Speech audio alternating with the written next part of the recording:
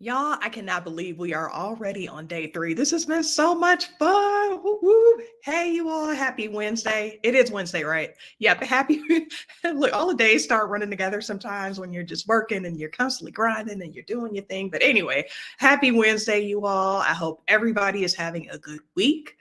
I'm really excited about today because I know one of the questions that came up is about should I take on unpaid speaking engagements? And I do have an answer for that.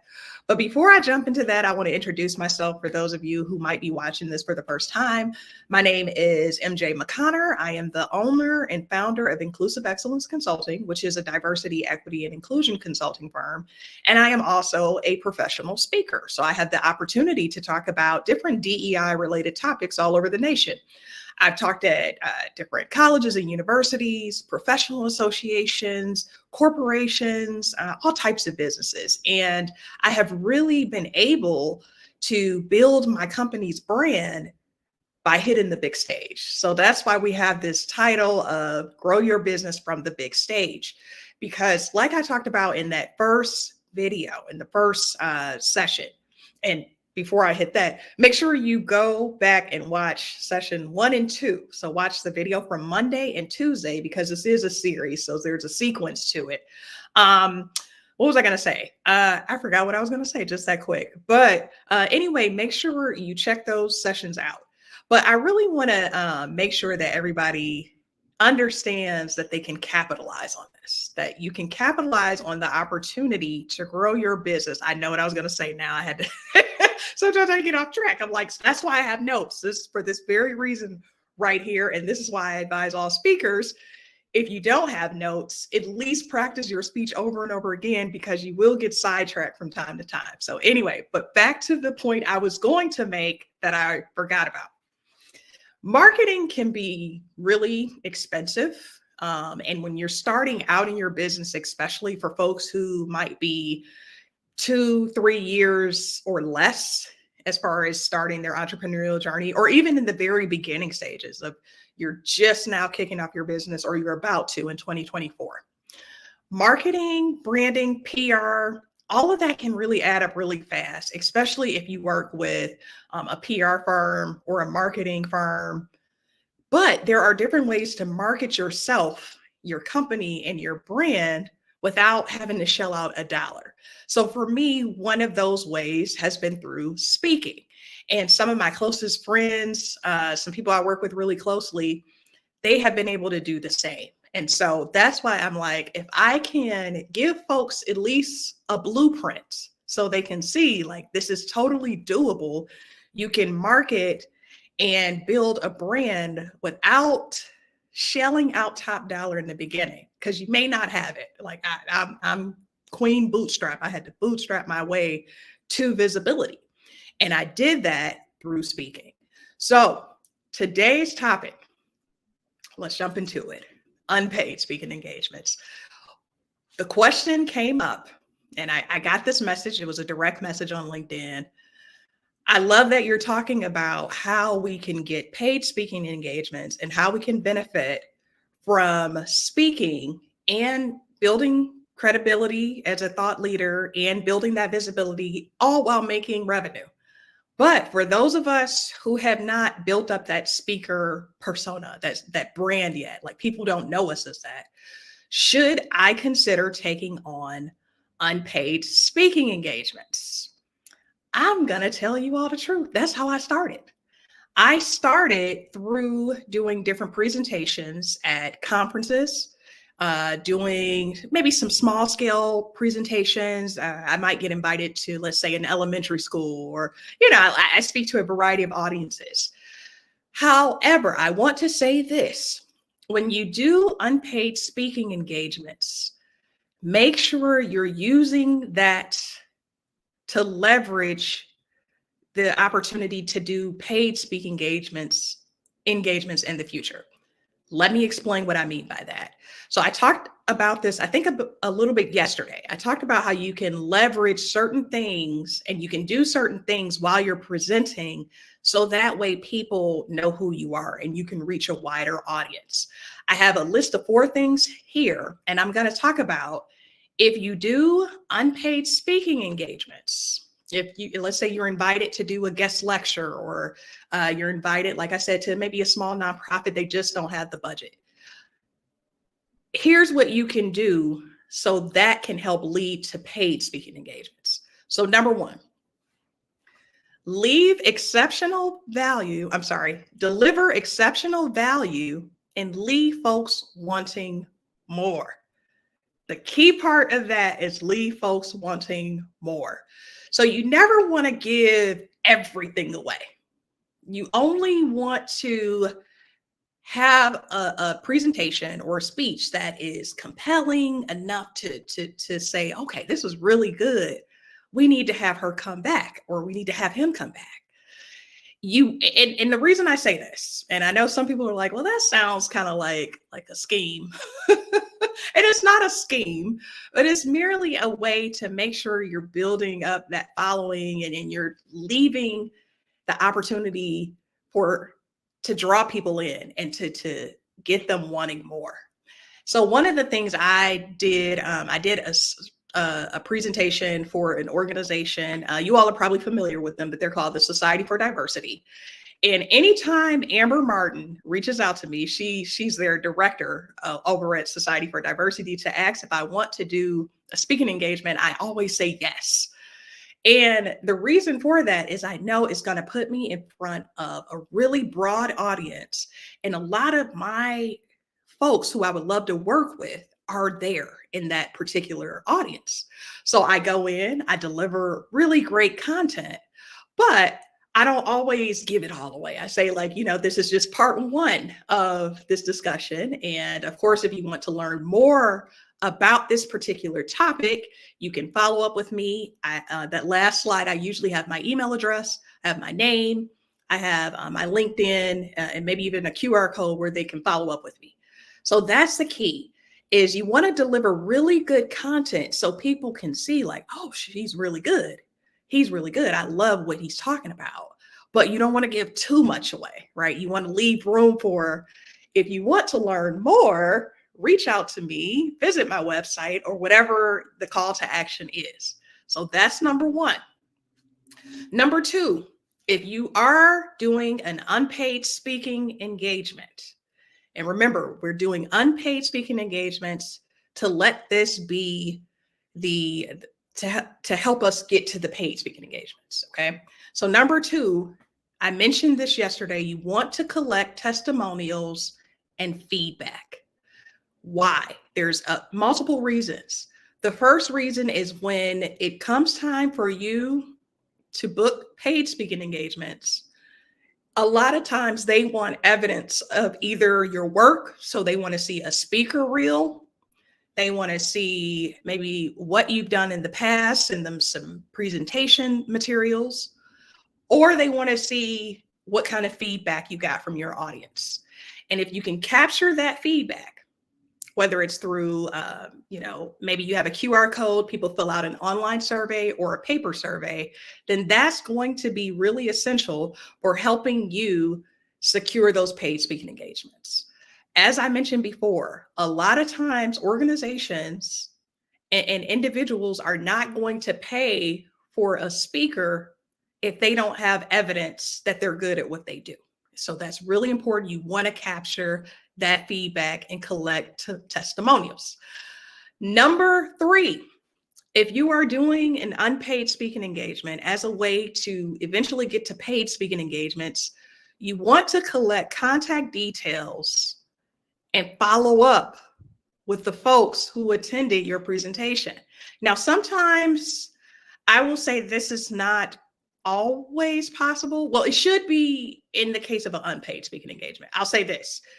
There are certain stipulations when you're doing paid speaking engagements, you can't necessarily sell from the stage, right? You're there, they're paying you to talk about something really specific. They're like, hey, you're our keynote.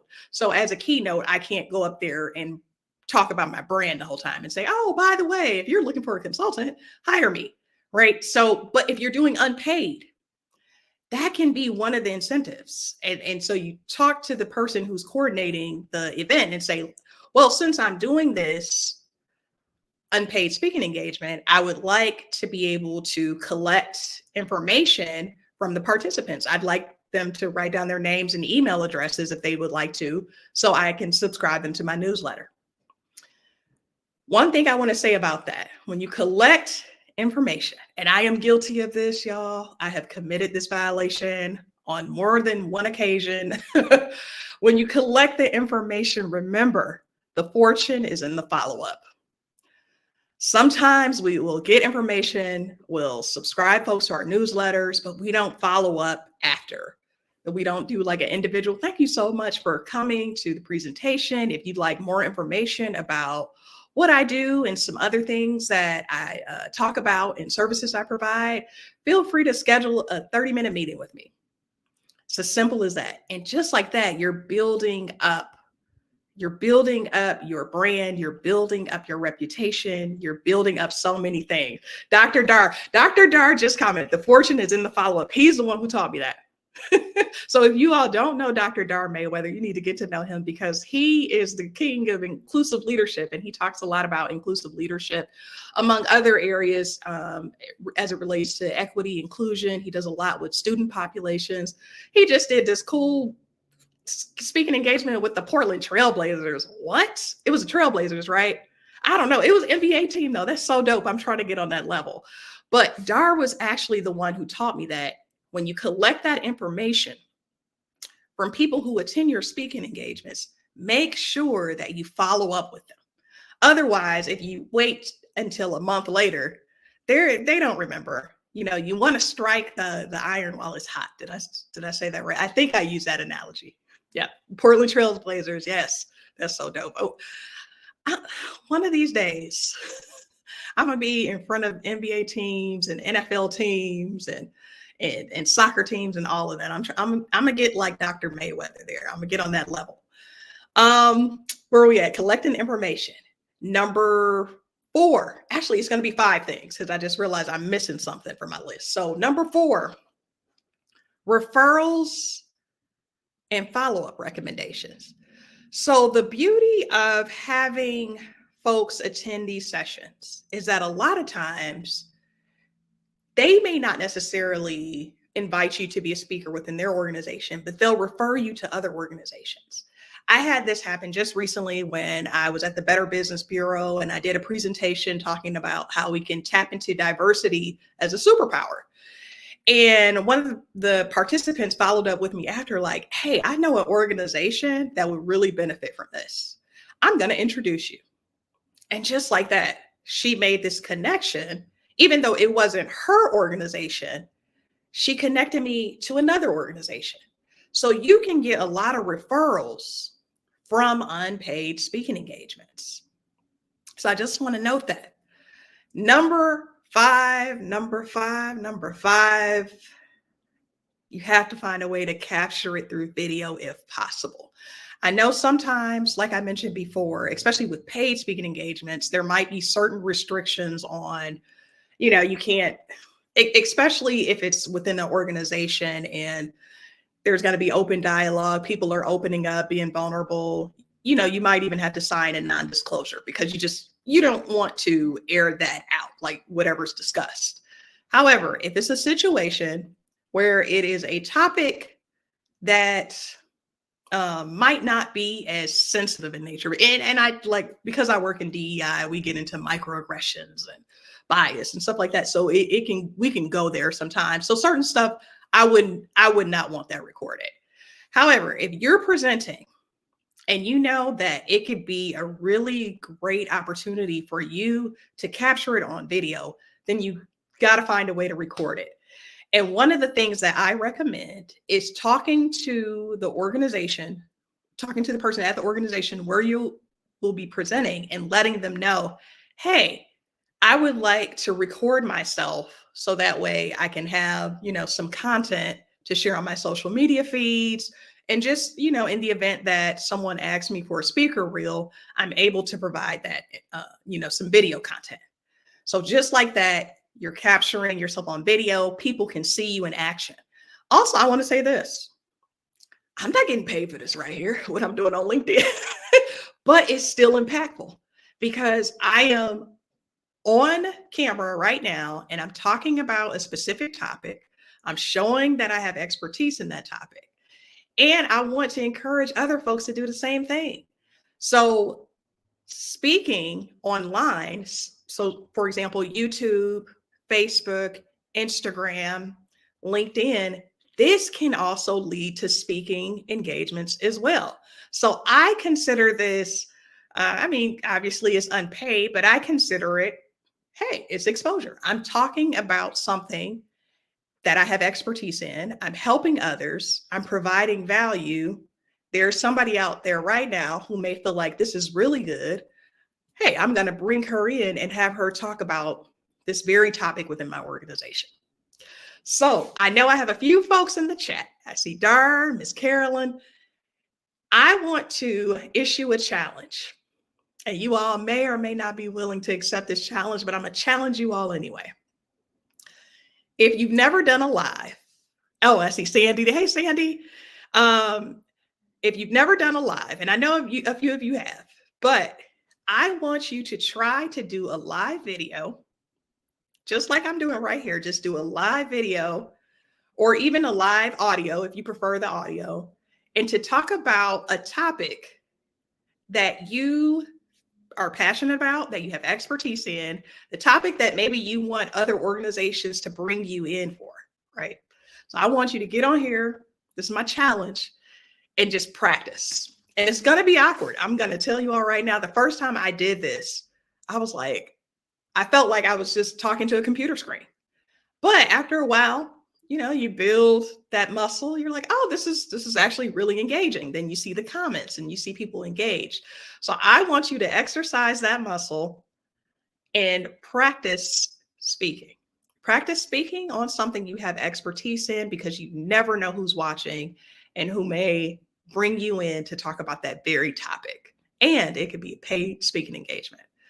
So again, unpaid speaking engagements, I'm not anti-unpaid speaking engagements by any means. They can definitely help you, but just make sure you leverage those unpaid speaking engagements to help you secure paid speaking engagements. So use it as an opportunity to build your target market, to build your following, to capture recordings, capture audio, capture things, capture email addresses, so that way you can grow as a paid speaker from the big stage.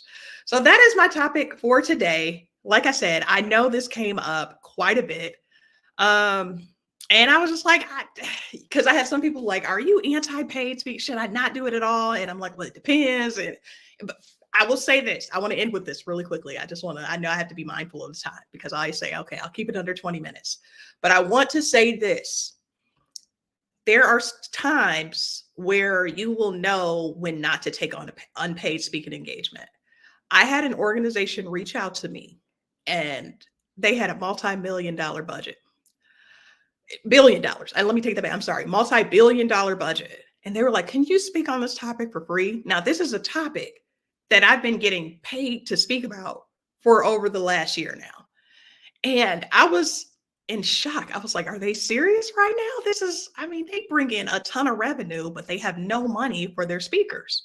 So there are going to be times where you're going to have to maybe do a little research and see, like, okay, are they just exploiting the situation, or is it really maybe some small nonprofit? They just don't have the budget for it, but you can do it pro bono.